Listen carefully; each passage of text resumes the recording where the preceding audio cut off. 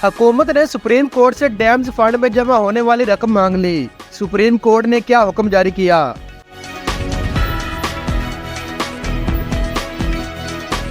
दियामर बादशाह और Mahmad dams fund से मुतल्लक केस की समाअत चीफ जस्टिस पाकिस्तान की सरबराही में सुप्रीम कोर्ट का 4 रुकनी बेंच कर रहा है। दौरान समाअत additional attorney general Amir Rehman ने कहा कि हमने एक मुतफर्रिग दरख्वास्त दायर की है, डैम्स फंड के पैसे वफाक और वापडा को दिए जाए। सुप्रीम कोर्ट की निगरानी में स्टेट बैंक ने अकाउंट खोला था।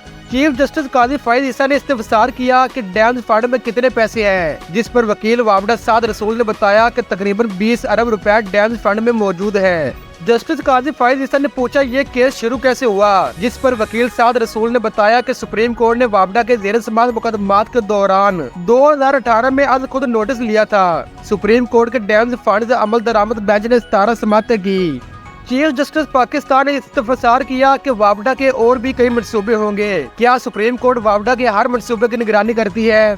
वापडा के वकील ने अदालत को बताया कि डैम की तामीर के मामले पर प्राइवेट फरीकीन के दरमियान भी तनाज़ात थे। सुप्रीम कोर्ट ने प्राइवेट फरीकीन के तनाज़ात मुतल्लिका अदालतों की बजाय अपने पास समाअत के लिए मुकर्रर किए।